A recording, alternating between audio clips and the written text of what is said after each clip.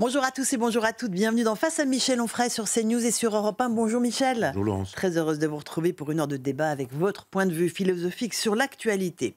On va revenir d'abord Michel sur l'intervention télévisée du président de la République qui a vanté son action depuis 8 ans. Il a tenté de défendre son bilan alors que l'on attendait des annonces, peut-être même des référendums. Que nenni, il n'y en a pas eu. On verra ce que vous en pensez en auscultant ses réponses. On se souvient aussi de ce que disait le général de Gaulle à Jacques Soustel. Vous avez fait perdre du temps à la France. Est-ce que vous partagez ce constat aussi? Votre réponse dans un instant. François Bayrou, de son côté, a longuement répondu aux questions de la commission d'enquête parlementaire sur l'affaire Betaram, cet établissement privé où se sont déroulées des dizaines d'agressions physiques et sexuelles sur des élèves pendant une période d'au moins 30 ans. On notera le zèle tout particulier des députés de la France insoumise. Est-ce que cette commission d'enquête a servi politiquement pour tenter d'affaiblir le Premier ministre et au-delà l'enseignement privé catholique en France? Je vous pose la question tout à l'heure, Michel Onfray. L'ensauvagement dans notre pays, longue série de faits de violence cette semaine, entre une tentative de kidnapping en pleine rue à Paris, une bagarre générale en pleine cour d'assises à Bordeaux lors du procès de 3 meurtriers d'un adolescent et l'agression barbare d'un pompier volontaire à Évian percuté de dos lors d'un rodéo urbain par un individu qui est revenu lui cracher dessus. Encore des symptômes de décivilisation. La loi sur l'euthanasie débattue à l'Assemblée nationale cette semaine, c'est surtout la partie soins palliatifs qui a été évoquée avant la partie aide active à mourir. On entendra les partisans et les opposants à ce texte qui est ressorti très modifié de la Commission des affaires sociales. Enfin, vous avez été surpris, Michel, peut-être même choqué de l'assaut qui a été lancé contre le comté par certains écologistes, qu'ils estiment que le comté est mauvais écologiquement, mauvais pour les animaux, il faut arrêter d'en manger. Ce n'est pas la position officielle, je le précise, du Parti des écologistes. Mais pour vous, c'est symptomatique de la logique végane qui s'appuie sur une méconnaissance de la nature. Voilà pour le menu, mon cher Michel. Vous êtes prêts? Je suis prêt. On parlera du comté tout à l'heure. Mais on commence par Emmanuel Macron, cette très très longue émission, plus de 3h12 à la télévision, pas d'annonce concrète, une défense difficile d'un bilan qui a été bien compliqué pour les Français, et un constat, sachez que si la France va mal, c'est parce qu'elle est pessimiste. Écoutez le président. Je crois que c'est assez classique dans notre pays. On voit surtout ce qui ne marche pas. Je pense que notre pays se caractérise depuis très longtemps par ça, une forme de pessimisme sur lui-même. Il y a plein de difficultés au quotidien. On va y revenir, je pense, tout au long de l'émission. Et des vies qui sont difficiles en raison des plans sociaux qui peuvent arriver, un travail qui ne paye pas assez, de l'angoisse qui existe face à la géopolitique. Mais je crois que tous ensemble, parce que je ne m'en donne pas les mérites seul, depuis 8 ans, on a essayé de tenir face aux crises. Qu'est-ce que vous avez pensé de cette prestation, Michel Onfray? C'est un grand exercice narcissique. Déjà, 3 heures, c'est 2 heures de trop. Je pourrais même dire 3 de trop. Enfin, c'est un autoportrait d'un personnage qui se satisfait de lui-même, qui s'écoute, dans une espèce de logique très onaniste en disant « il y a les Français, ils n'ont rien compris ». C'est des gens trop pessimistes, c'est les Gaulois réfractaires, il n'y a qu'à traverser la rue pour trouver du boulot. Vous êtes tous vraiment trop crétins, pas dire une grossièreté, mais... Et puis on a sa femme de temps en temps qui dit, vous savez, il a une pensée très complexe. Non, il n'a pas une pensée très complexe, elle est extrêmement simple. Dès qu'il a dit oui, il dit non, dès qu'il a dit blanc, il dit noir, dès qu'il a dit une chose, il dit exactement son contraire. Quand on a compris ça, on a tout compris. Mais il y a tout de même une espèce de fil directeur dans la pensée, simple, si ce n'est simpliste et simplette d'Emmanuel Macron, c'est l'idéologie de Maastricht. C'est toujours la même chose. Il dit plein de choses, tout est le contraire de tout, sauf qu'il fait toujours exactement la même chose. Toujours plus d'immigration, toujours plus de violence, toujours plus de destruction de la société, toujours plus de haine de la France, toujours plus de Alors qu'il s'en défend, il dit on a mis la sécurité partout, on a bien fait tout ce qu'on pouvait sur le budget. Partout. Qui a dit l'autre jour que c'est Gérald Darmanin qui a fait savoir qu'il n'y avait plus un endroit safe, il n'y avait plus un endroit tranquille en France. Le ministre de l'Intérieur, son ministre de la Justice. De la Justice. Il a changé de poste. Il n'y a plus un endroit tranquille en France, et lui dit les Français sont pessimistes à croire des choses comme celle-ci. C'est la variation sur le thème du sentiment d'insécurité. Monsieur dont j'oublie le nom, l'avocat qui était ministre Dupond-Moretti, Éric Dupond-Moretti, et c'est toute la gauche qui nous dit depuis le début, il n'y a qu'un sentiment d'insécurité. Quand CNews dit mais non, ça s'appelle pas un sentiment d'insécurité, on vous montre les images, on est une chaîne d'extrême droite, on est une chaîne fasciste, on est une chaîne qui insiste sur ce qui n'existe pas, qui crée même l'événement. C'est-à-dire globalement, si vous montrez quelque chose, c'est vous qui, en le montrant, le créez. On le sait bien d'ailleurs, parce que quand il s'agit d'évincer le réel, France Inter fait ça très bien, il suffit de pas en parler, et puis voilà, quoi. Si vous avez fait 40 ans de télévision et que vous dites que Gaza, c'est Auschwitz, vous pouvez très bien ne rien dire. Tout se passera très bien, il n'y aura aucun problème. Vous avez effacé la représentation du réel. Vous auriez donc effacé le réel lui-même. C'est faux.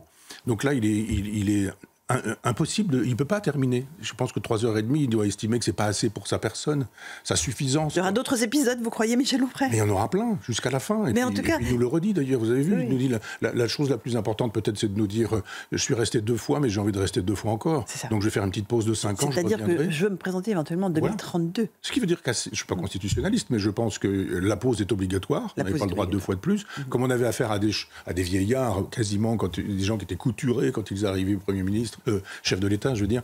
On a eu ça avec Mitterrand, on a eu ça avec Chirac, on se dit 2 fois, ça va, quoi. Ils sont en bout de course quand ils ont fait leur 2 mandats, 2 fois 7 à l'époque, de septennat. Et là, il dit, mais après tout, moi j'ai l'âge qui me permet de dire 2 fois 5, ça fait 10, on se repose 5 ans. On fait un peu comme Poutine avec Medvedev. On trouve quelqu'un qui est une espèce d'homme de paille, et puis on est toujours là un peu à tirer les ficelles. Puis on réapparaît pour 2 fois, c'est-à-dire encore 10 ans. Et je pense qu'effectivement, il y songe. C'est le rêve secret. Il s'aime tellement. Il ne peut pas s'imaginer dans un autre emploi que celui qui passe sa vie devant un miroir. Mais simplement, il prend les Français à témoin, qui se poudrent et qu'ils se regardent et qu'ils se remaquillent dans son miroir autant qu'il le voudra. Mais il prend la France en otage. Et puis, il y a des choses à faire.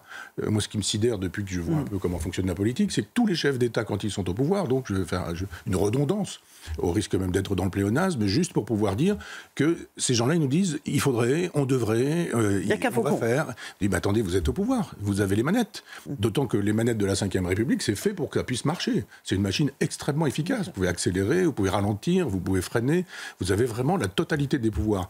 Simplement, encore faut-il être démocrate, c'est-à-dire que vous avez la totalité des pouvoirs quand la machine est bien réglée, c'est-à-dire quand l'Assemblée nationale représente le vote du peuple. Si le vote du peuple n'est plus en coïncidence avec la pensée du chef de l'État, le chef de l'État s'en va. C'était le président de la République, Charles de Gaulle, qui avait fait et l'esprit et la lettre de ce dispositif-là. Et là, c'est pas le cas. Si je perds les élections, je reste. Je devrais nommer Jordan Bardella, puisque c'est le parti qui tout seul fait le maximum de voix. Je nomme mes copains, un coup de Barnier, un coup de Bayrou, en disant c'est la politique que vous avez refusée, et bien vous l'aurez. En 2005, vous ne vouliez pas de traité constitutionnel. En 2008, vous l'avez eu quand même avec le traité de Lisbonne. Ça veut dire qu'il y a une constance. Tous les maastrichtiens font la même chose, disent la même chose et se moquent du peuple et détestent le peuple. Et ne lui donnent pas la parole.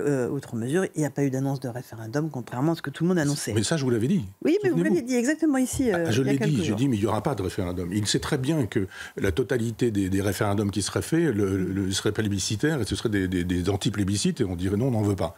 Et même s'il annonçait des choses extravagantes, la semaine de 3 heures, eh bien, les gens voteraient non pour lui dire non. Donc, il n'a pas compris ça. C'est la mesure, c'est le thermomètre de la relation que le chef de l'État entretient avec son peuple, avec le peuple. Donc, il y a une détestation qui est franche, mais il ne veut pas non plus imaginer la détestation. Si on le déteste, c'est qu'on ne l'a pas compris. Et puis, on punit les gens. Vous avez Mme Ernotte qui a été reconduite dans ses fonctions et qui nous dit tolérance, grandeur, présidente liberté, de France Télévisions, accueil de tout le monde. C'est elle qui m'a viré il y a 10 ans et qui m'interdit de service public et qui nous fait savoir que c'est une agora.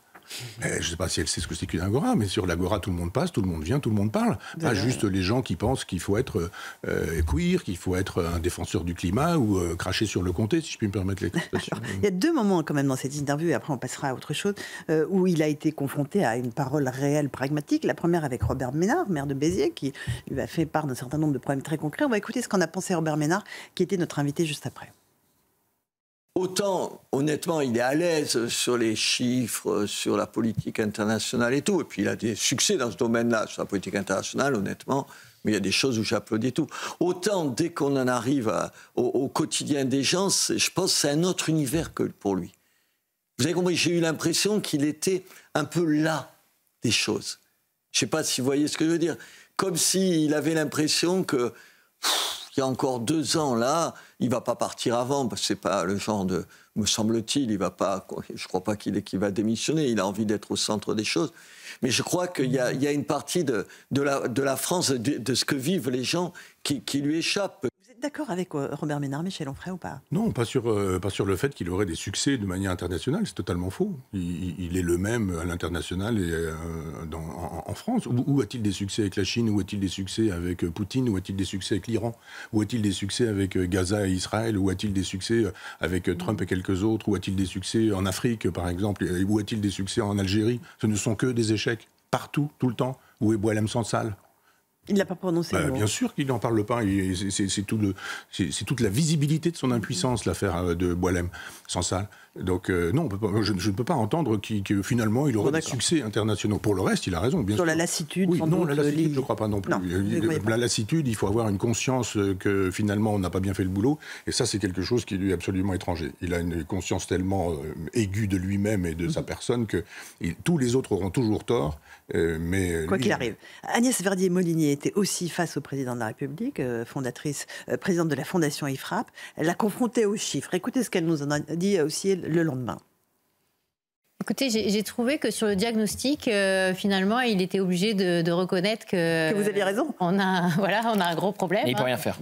Il ne peut pas dire le contraire. Il ne peut pas dire qu'on n'est pas le pire déficit public de la zone euro. Il ne peut pas dire qu'on n'est pas dans les pires au niveau de dette par rapport à la richesse nationale. Et c'est vrai que souvent, il a dit finalement, ce n'est pas vraiment ma faute.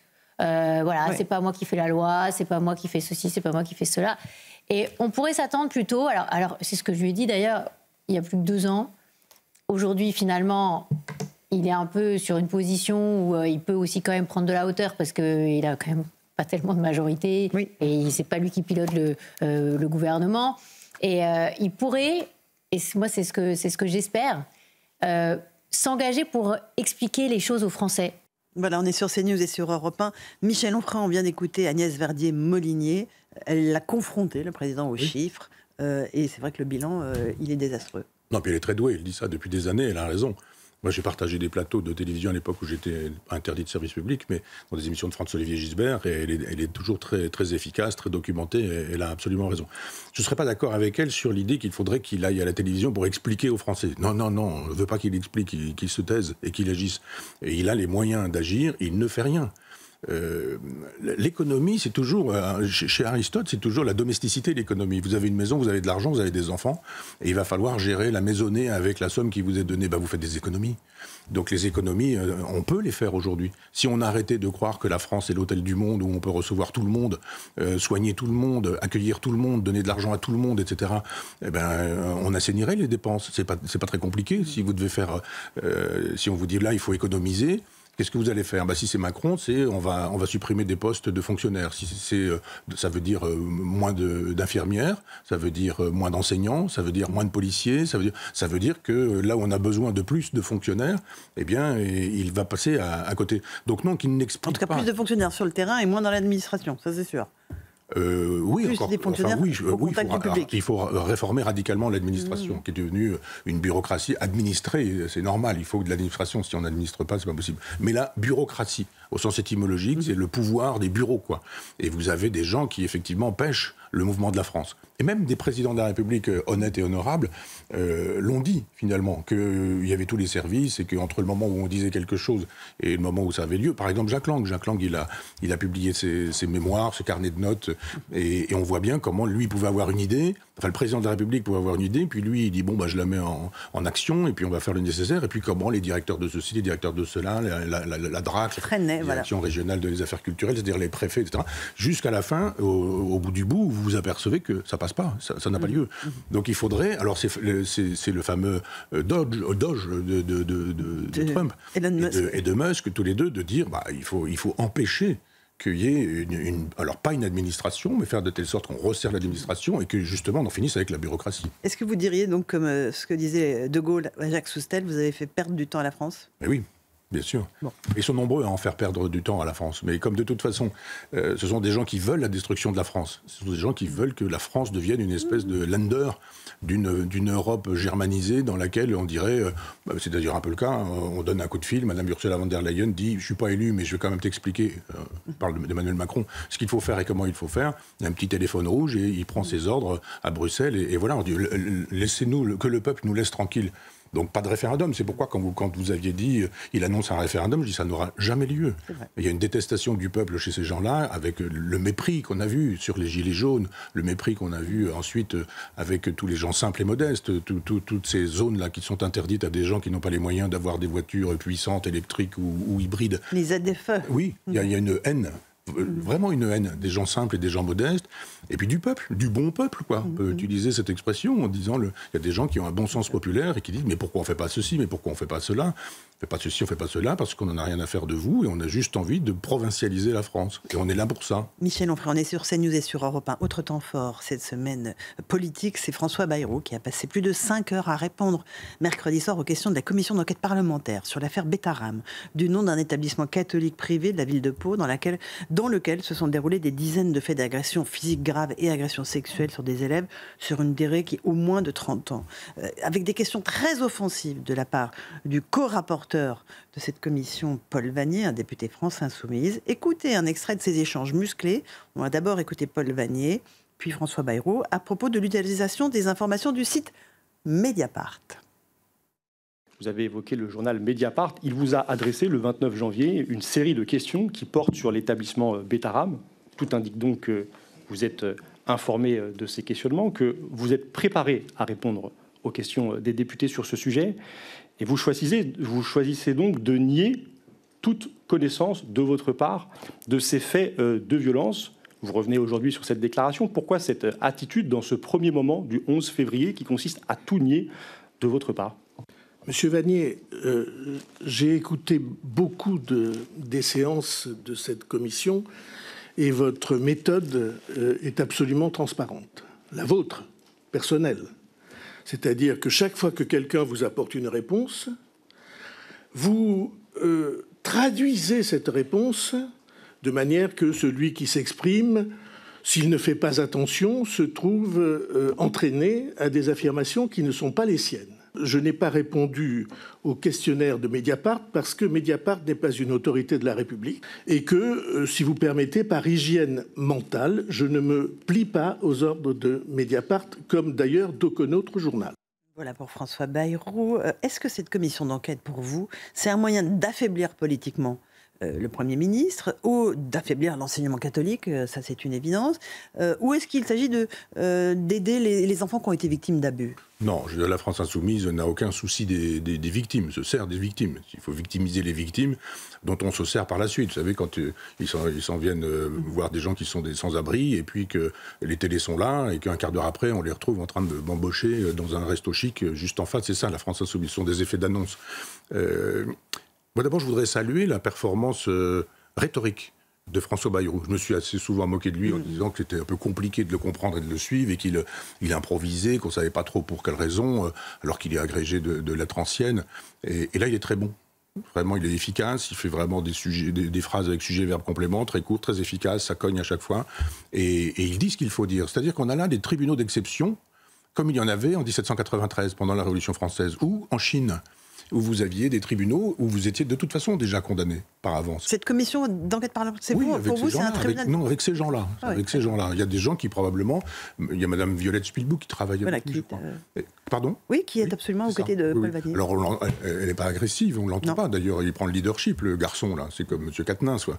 Et donc, je crois que, évidemment, c'est la phrase de La Fontaine, selon que vous serez puissant et misérable, les jugements de cour vous rendront blanc ou noir. Parce que, tout de même, je rappelle que Daniel Cohn-Bendit, qui lui a dit qu'il avait eu des gestes pédophiles, qu'il l'a dit plusieurs fois, qu'il a dit chez Bernard Pivot, qu'il l'a écrit dans un livre, qu'il l'a fait savoir. Il n'est pas interdit de télévision. Il a même, je crois, une émission sur une chaîne concurrente où on débat et où on prend les avis prétendument éclairés de ce monsieur. La France telle qu'elle est aujourd'hui, c'est la France de Cohn-Bendit. C'est le produit du jouir sans entrave, etc. Donc je veux bien, moi, qu'on s'attaque aux prêtres pédophiles. Et moi, j'ai connu ça dans un orphelinat où j'ai été placé pendant 4 ans. Et il y avait effectivement certains qui étaient des prêtres pédophiles, d'autres pas, qui étaient des prêtres et qui ne l'étaient pas, et qui ne le savaient pas. Et puis il y avait des enseignants qui étaient des enseignants laïcs, je dirais, dont certains sont devenus des amis ensuite, et à qui j'ai dit ça, et qui m'ont dit « mais nous ne le savions pas ». Donc cette façon de refaire l'histoire en disant « mais il y a 40 ans, vous devriez savoir, le 17 avril à 14h, vous avez rencontré Madame Machin, peut-être, mais vous pouvez avoir le droit d'oublier aussi ». Et donc je crois que... Il y avait aussi cette idée, moi, quand j'en parlais, qu'un prêtre n'a pas de sexualité. Donc il peut encore moins avoir une sexualité déviante. Et il ne peut surtout pas toucher à des enfants. Donc il y a tout un dispositif intellectuel qui était celui de l'époque, qui n'est plus celui d'aujourd'hui, où aujourd'hui on dit « Ah, prêtre pédophile », j'ai parfois fait la plaisanterie, mais en disant pléonasme, etc. Mais parce que personne en face n'a été capable, je dirais à droite ou chez les catholiques, de dire « Mais dites donc, vous, les laïcs, avec les gens qui font de l'entraînement de football, avec les gens qui font des entraînements de sport, il n'y a pas de crucifix, il n'y a pas de religion dans cette affaire. Les gens qui sont dans des camps, les camps de jeunes ou de jeunesse, ou etc. Là-dessus, on n'en parle pas de ces gens-là. Donc oui, c'est un combat politique. Ces gens... Contre François Bayrou et contre l'enseignement catholique, parce que on sait que Paul Bagné défend le lycée Averroès musulman de Lille, évidemment. Ah oui, bien sûr. C'est-à-dire pas de lycée religieux, sauf si la religion, c'est l'islam. Et donc, on voit bien que tous ces gens-là, de toute façon, ne font qu'une seule chose, c'est, je ne vais pas utiliser le gros mot qu'avait utilisé Mélenchon, mais enfin mettre le bazar systématiquement et faire de la politique politicienne. Donc on se sert de ce cas-là. On exploite en plus de ça la misère d'un certain nombre d'enfants qui ont été violentés, malheureux, en se disant on va essayer de faire tomber François Bayrou. Pour quelle raison? Le faire tomber, c'est mettre la République en danger et en difficulté. Ça veut dire quoi? Donc qu'il faut revoter, qu'il faut recommencer. Non, de toute façon, on ne revotera pas. Pas avant l'été. Pas avant l'été. Et c'est le but. Donc on se sert de ces petites victimes qui ont maintenant 40 ans passés, 50 ans, puisque ça fait une dizaine d'années que ça fait 40 ans. Donc tout ça est à vomir, cette façon de prendre en otage des gens qui ont déjà souffert, qui souffrent encore, y compris la propre fille de François Bayrou, dont on ne connaissait pas l'existence. On savait vaguement qu'il avait des enfants. Là, on a vu cette personne, on a vu son nom, on sait ce qu'elle fait, elle a parlé, elle a dit des choses. Et c'est difficile quand on est père de famille et qu'on est passé à côté, non pas parce qu'on voulait couvrir l'institution, etc., mais parce qu'on n'y croit pas. Ça existe, la dénégation. Moi, j'ai été victime de la dénégation aussi. J'ai perdu ma compagne d'un cancer. Sur la fin, j'ai rien vu. Il y a un moment donné où le cerveau se met en fonctionnement et c'est le cerveau reptilien qui fait qu'on ne voit pas, on ne comprend pas, on ne saisit pas ce qui se passe. Il est catholique pratiquant, il ne l'a jamais caché, François Bayrou, et je pense que dans son cerveau, il est impensable qu'un prêtre, qui plus est un prêtre qu'il aurait pu connaître, aurait pu être pédophile et que peut-être il aurait pu abuser d'enfants qui auraient été détruits. Ça dépasse l'entendement. Il y a des gens qui n'arrivent pas à concevoir des choses parce qu'elles sont trop monstrueuses. C'est comme ça que ça marche, la dénégation. Il y a des analyses qui sont faites assez peu. Moi, j'ai fait un livre sur Don Quichotte, qui est l'homme de la dénégation. Il y a des moulins, il ne voit pas des moulins, il voit des chevaliers. Il y a une femme un peu laide, il dit « Ah, comme elle est très belle, etc. » Il a un cheval qui est une espèce d'aridelle, et là, il dit « Oh, mais quel cheval magnifique, etc. » Il y a des gens qui ne voient pas le réel, et ça devrait se comprendre. D'ailleurs, tous ces gens-là sont des lecteurs de Freud, m'ont beaucoup attaqué quand j'ai parlé de Freud. Sont des gens qui devraient savoir comment fonctionne le psychisme, sans pour autant dire « faisons tomber cet homme, attaquons l'école catholique ». Ah non, c'est un combat de politique politicienne, c'est assez vil. Allez, on va faire une toute petite pause, Michel Onfray. On a encore beaucoup de sujets à aborder, notamment cet ensauvagement de la France, une succession de faits violents, entre une tentative de kidnapping en plein Paris, une bagarre en plein tribunal à Bordeaux et un pompier volontaire sur qui on roule. Et bien voilà, c'est la France de 2025. On en parle dans un instant, à tout de suite. On se retrouve dans Face à Michel Onfray sur CNews et sur Europe 1. Michel, je voulais avec vous aborder ces faits de violence. D'abord, cette tentative de kidnapping en plein Paris. C'est la famille du dirigeant d'une société de crypto-monnaie qui a été visée. Un couple qui emmenait son petit garçon de 2 ans à l'école, qui s'est fait agresser par des hommes qui ont tenté d'embarquer notamment la jeune femme dans un van blanc qui était garé à proximité. Une scène absolument terrifiante. On va juste écouter Nabil, un commerçant, qui est intervenu pour empêcher ce kidnapping. Écoutez ce qu'il a dit. Je vois le camion et je comprends que c'est la réalité et qu'on ne s'en prend pas à un objet, qu'on ne veut pas un objet, parce que cette personne aurait lâché son téléphone et son sac à la seconde pour pas se mettre en danger. D'ailleurs, c'est ce qu'il faut faire. Mais on voulait voler son épouse. Et ce camion, on était sidérés et on a essayé de mettre quelqu'un dans ce camion pour le kidnapper. C'est au moment là que je le comprends en fait. Je me suis précipité avec cet objet, sachant pas trop exactement ce que j'allais en faire, mais j'ai l'impression que ça a mis fin à l'altercation. Je suis intervenu pour eux, je serais intervenu pour n'importe qui, mais voilà, ça appelle à l'aide, c'est obligatoire que j'y réponde. Voilà pour ce jeune homme qui a pris un extincteur pour venir en aide au couple qui était agressé. Ça rappelle, pour moi, ça me rappelle l'affaire du baron Ampin. Hein. On kidnappe quelqu'un de très riche, on lui sectionne le doigt. Il y a d'autres dirigeants de sociétés crypto-monnaies qui ont été séquestrés, mutilés de la même façon. C'est le retour de ce type de tentative d'enlèvement ? Oui. D'abord, il y a 2 France. C'est ça qui est intéressant. C'est-à-dire, il y a ce monsieur qui est formidable, qui est héroïque, qui finalement, il se met en travers de l'autre France, je dirais, de ces gens qui se comportent comme ils se comportent, sont un peu crétins, parce que s'ils savent ce que c'est qu'une crypto-monnaie, elle est traçable d'un point de vue informatique, donc on ne peut pas donner des crypto-monnaies sans savoir où elles sont, et puis si vous les récupérez, on sait où elles sont passées, donc ça marche pas. C'est pas l'équivalent d'un braquage de coffre-fort ou d'une bijouterie ou de convoyeur de fonds. Les billets sont marqués maintenant, hein. Oui, il y a plein de choses qui ont été faites depuis, mais je veux dire, il y a une époque où c'était beaucoup plus facile. Bien sûr. Je crois que quand on voit le fonctionnement de cette société, vous avez élargi à plein de faits divers, c'est la même chose. C'est-à-dire, c'est l'intolérance à la frustration d'une jeune génération qui a été élevée à l'espèce d'amour de soi-même, le petit chéri à qui on ne refuse rien du tout.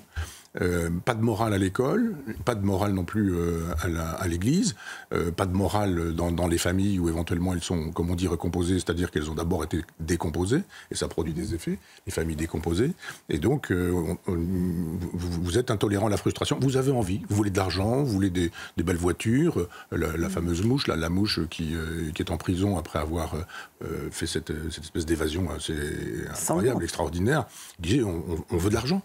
On veut de l'argent, on veut jouir de la vie, et puis voilà, donc on fait du trafic, on tue des gens. Vous parlez de Mohamed Amra ? Oui. Oui, celui qui a provoqué la mort de 2 agents pénitentiaires. C'est le même genre de personnage. Il y a 2 France. Il y a Mohamed Amra qui dit on bute qui on veut, quand on veut, comme on veut, parce qu'on ne tolère pas ce qui nous arrive, donc on tue des gens. Père de famille, on n'en a rien à faire. Des gens qui sont des prolétaires d'aujourd'hui, ils sont mal payés. Ces gens qui font un boulot qui leur coûte la vie assez régulièrement et qui les met en danger assez régulièrement. Puis les autres qui disent voilà, deux mondes.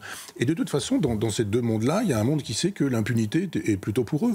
Puisqu'il va se passer quoi ? Si vous faites une roue arrière et que vous allez tuer un enfant, vous avez Coquerel qui s'en vient expliquer que finalement c'est Top Gun qui est responsable. Non, c'est Mission Impossible, c'est Tom Cruise. Non, c'était Tom Cruise, c'était pas... Il a dit Mission Impossible. Il a parlé Mission Impossible. Oui. Je croyais qu'il parlait du moment où l'autre fait ça. Enfin, c'est Tom Cruise, comme il dit. Tom Cruise. Il fait ça avec sa moto. Tom Cruise, il fait ça, donc ils font la même chose. Il ne faut pas leur en vouloir, etc. Donc quand vous avez des gens qui prétendent à être chefs de l'État, d'autres qui sont députés, sénateurs de la France insoumise et qui disent les pauvres chéris, c'est Tom Cruise qui leur donne l'idée, ça n'a rien à voir avec l'ensauvagement de la société. Or, ça a à voir avec l'impunité. Bruno Retailleau, qui était aussi l'invité de nos antennes, dit il y a 2 France, celle de la majorité silencieuse et celle de l'ensauvagement. C'est ce que vous nous décrivez, Michel.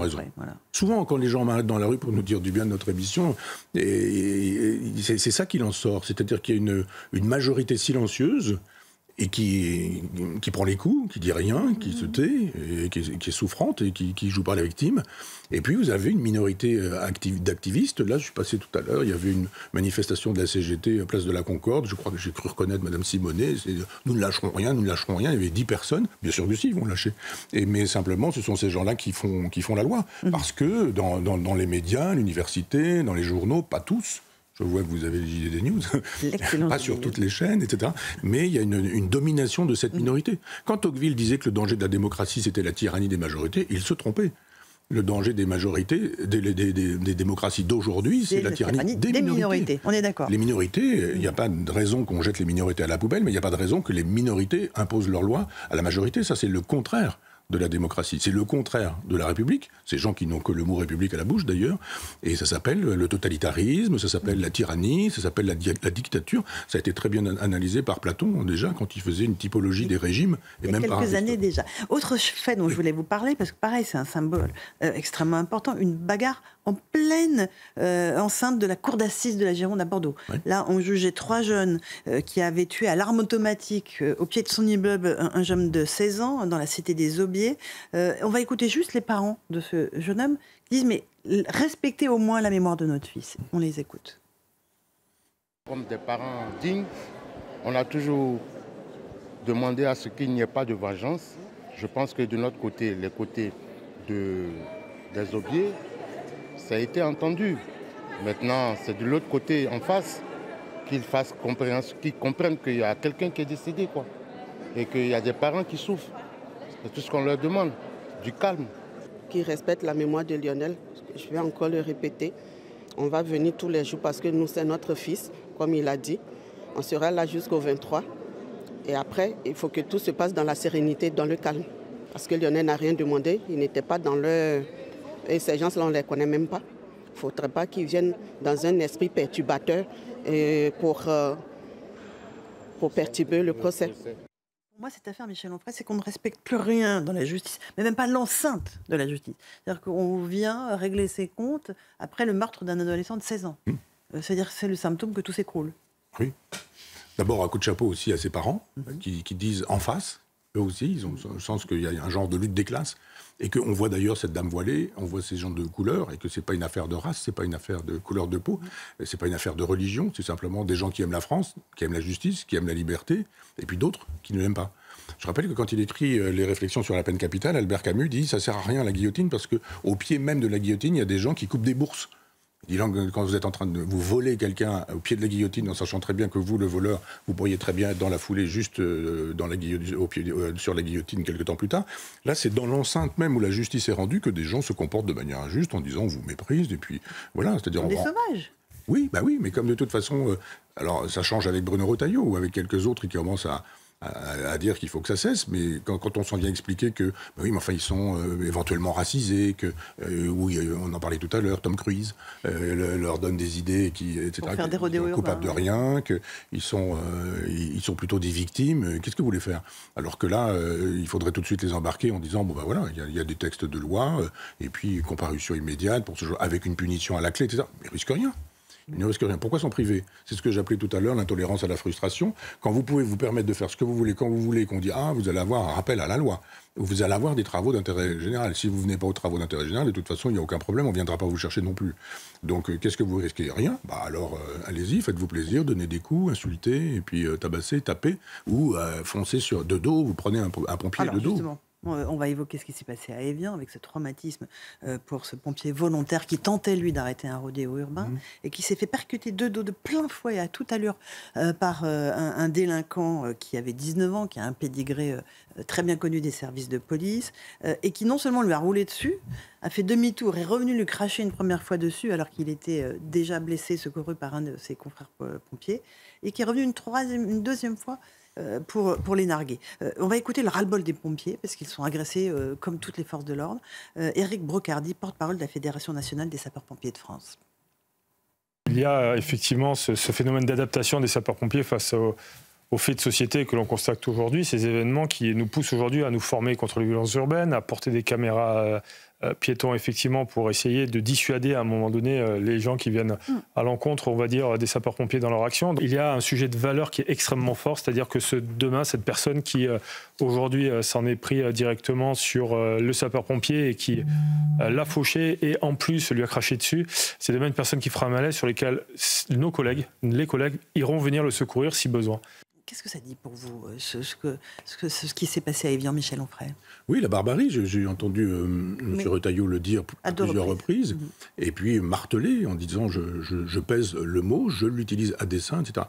Si on fait un peu d'étymologie, le barbare, c'est le grec qui désignait l'autre comme un barbare parce qu'il ne parlait pas grec. C'est-à-dire des barbares, et on n'arrivait pas à comprendre ce qu'il disait, et c'est avec cette espèce d'onomatopée qu'on a fabriqué le barbare. Et ça fait des années qu'on ne peut pas parler de barbares. Par exemple, il y a une époque où on pouvait parler des barbares en disant il y a les Huns, les Ostrogoths, les Visigoths, les Alains, enfin toutes ces populations qu'on connaissait comme telles. Non, le mot était interdit parce qu'il fallait que la chose le soit aussi. Il n'y avait pas de barbares, il y avait juste des gens qui n'étaient pas comme nous. C'est un peu Montaigne qui dit ça, nous appelons barbarie ce qui n'est pas de notre fait.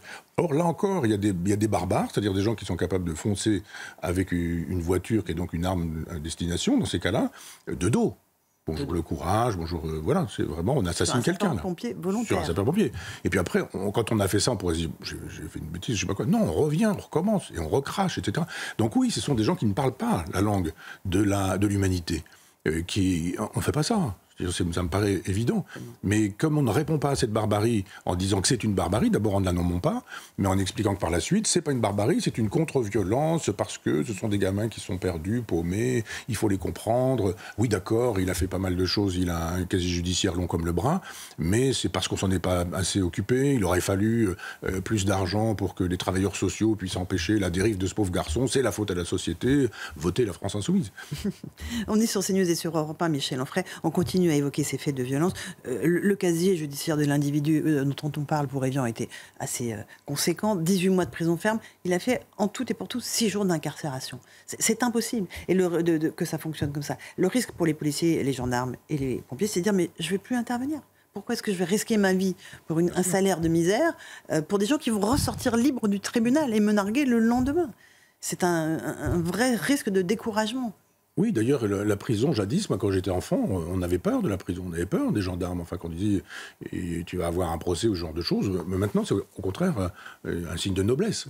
Il a fait de la tôle. Vous avez fait 6 jours de tôle, ça suffit, c'est une espèce de légion d'honneur de la barbarie, et vous en êtes, quoi. Vous avez connu ce rite initiatique qui consiste... Il y a même des gens dont on peut se demander s'ils n'ont pas envie d'y aller juste pour pouvoir sortir en disant... voilà, j'ai été en prison. Voilà, j'ai connu la prison. Quand la prison ne fait plus peur, et quand elle fonctionne comme elle fonctionne aussi, c'est-à-dire ça devient un délire total. Vous mettez tout le monde dans des endroits où on contamine d'autres individus. Un type un peu alcoolique qui a une dizaine d'infractions routières parce qu'il est passé au feu rouge, parce qu'il a conduit, etc., etc. C'est pas exactement la même chose qu'un grand narcotrafiquant qui a décidé qu'on tuerait tous les gens qui se mettraient en travers de sa libération. Donc il faut penser la prison, il faut penser la peine. Et il faut faire de telle sorte qu'on puisse distinguer, par exemple, les pédocriminels. Qu'est-ce que vous faites d'un pédocriminel en prison? Ça veut dire quoi? Vous avez violé... Il y a un médecin, là, dont le procès a lieu tout de suite. C'est une espèce de monstre aussi. Qu'est-ce qu'on fait de ce genre d'individus? Est-ce que la prison suffit? Alors qu'on les écoute et qu'on les entende, les gens qui ont des solutions. Jadis, la psychanalyse, je me souviens de Mme Roudinesco disant « Mais nous, on guérit la pédocriminalité, etc. » Mais la psychanalyse guérirait, ça se saurait, et il y aurait des psychanalystes en quantité, et on ferait de telle sorte que ces gens-là ne soient plus ce qu'ils sont. Donc il faut un grand projet de société, il faut penser la prison autrement, et puis penser la peine, non pas comme une espèce de gloriole, mais comme une infamie. Michel. Il faut recréer des infamies. Bien sûr. J'aimerais qu'on évoque un texte qui est en ce moment, Michel Onfray, débattu à l'Assemblée nationale. 2 propositions de loi, l'une sur les soins palliatifs, l'autre sur l'euthanasie. Ce qu'on appelle communément maintenant le droit à l'aide à mourir. On va écouter, il y a des avis très opposés, je sais, on en a souvent débattu sur ce plateau que nous ne sommes pas du même avis.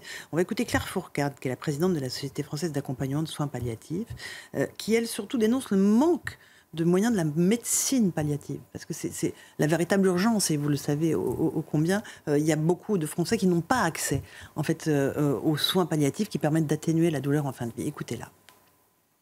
Cette loi, c'est une loi du tri.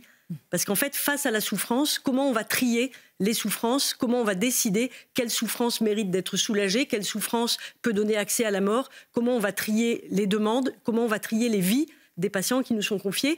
Et je crois qu'en fait, il y a seulement 2 réponses possibles. Soit on décide, parce qu'on ne peut pas faire ce tri, que dans un pays d'égalité, toutes les souffrances doivent obtenir les mêmes réponses. Dans ce cas-là, on ne met aucun critère. On ouvre la loi et on décide que chacun peut choisir le moment de sa mort sans aucun critère. Soit on décide collectivement de continuer à dire non, mais à ce moment-là, ça doit être un non qui engage. Ça doit être un non de toute la société. Ça ne peut pas être un non du renoncement. Ça doit être un non qui nous engage tous à accompagner correctement ceux qui souffrent.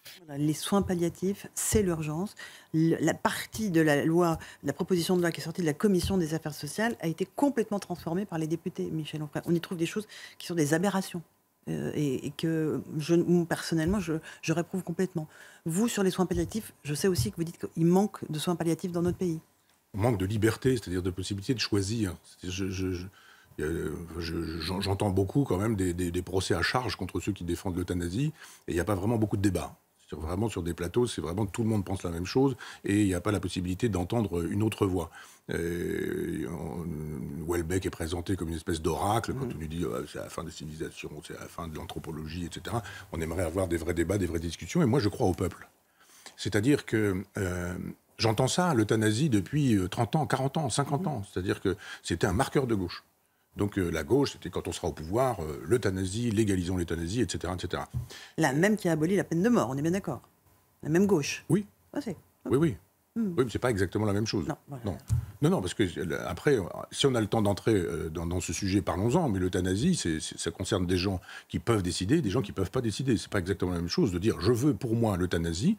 Qui est ce personnage qui dira je ne vous l'autorise pas ce droit, je ne vous le donne pas le droit de mourir? Et qui est celui qui va l'autoriser? Pardon? Et qui est celui qui va l'autoriser? Eh bien, des médecins qui ne feront pas ça dans le dos des patients, des malades, parce qu'ils font tous ça. C'est ça. Ça s'appelle dans le cadre de la loi Claes-Leonetti. C'est ce que dit.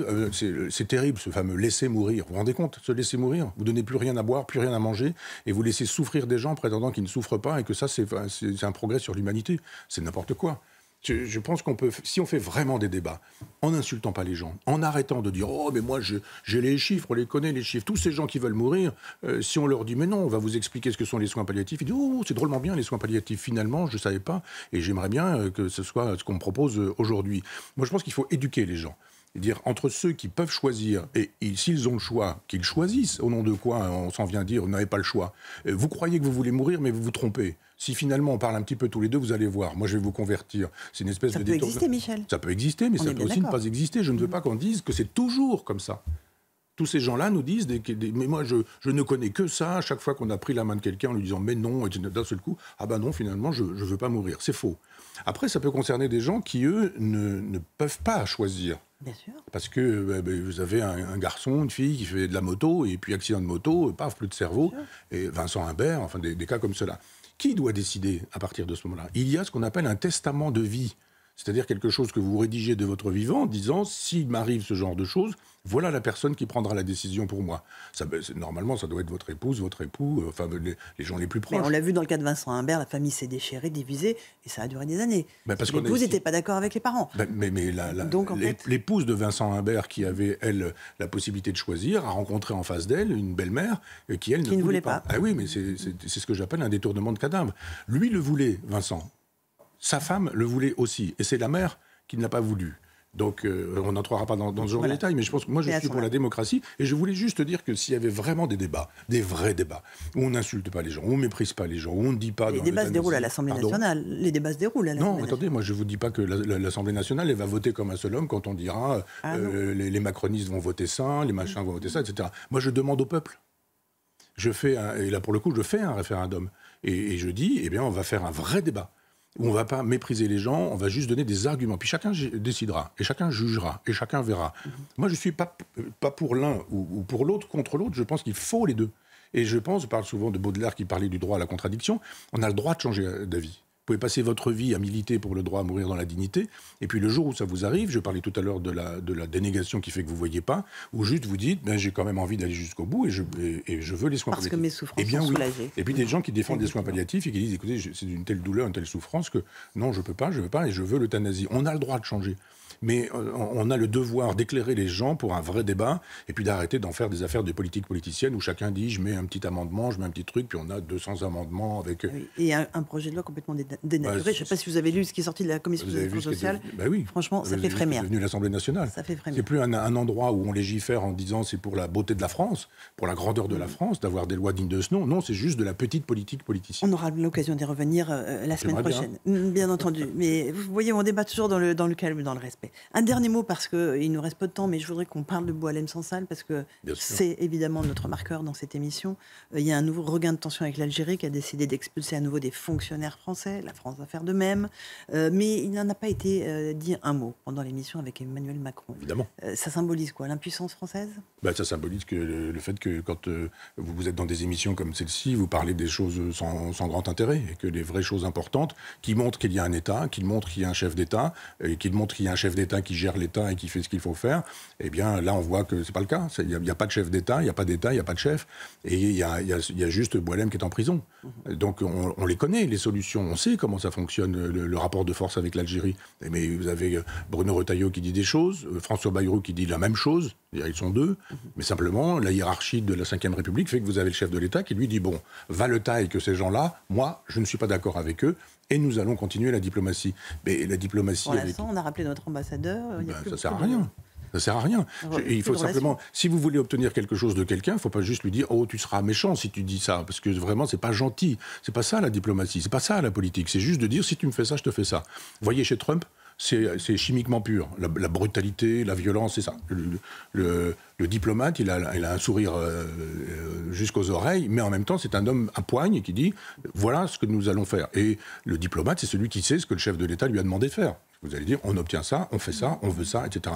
Est-ce qu'il a une ligne claire? Ça m'étonnerait qu'il en ait une sur ce sujet, Emmanuel Macron. Est-ce qu'il y a une politique claire pour cette ligne claire en disant nous allons nous y prendre comme ceci ou comme cela? Y a-t-il une stratégie? Y a-t-il une tactique? La stratégie, c'est ce qu'on veut faire. La tactique, ce sont les moyens qu'on met en place pour ça. Il n'y a rien de tout ça. Ben pourquoi Parce qu'il faudrait effectivement déplaire au gouvernement à M. Tebboune, c'est même pas tant à son gouvernement, mais déplaire à M. Tebboune qui n'est pas un démocrate. Donc tant qu'on aura un chef d'État qui dit « mais moi je veux absolument que M. Tebboune m'aime beaucoup », eh bien il sacrifiera Boualem qui hélas restera dans les geôles. Et on pense à lui évidemment. Merci beaucoup Michel Onfray. On se garde un petit bout de comté pour la semaine prochaine, on n'a pas eu le temps d'en parler, le temps a filé trop vite. Fromage au dessert. Non, là ça sera fromage la semaine prochaine, parce que ce que vous avez à nous dire sur le comté et la logique végane est assez croustillant. Merci en tout cas à vous Michel Onfray pour cette émission, merci à nos auditeurs et téléspectateurs. À la semaine prochaine.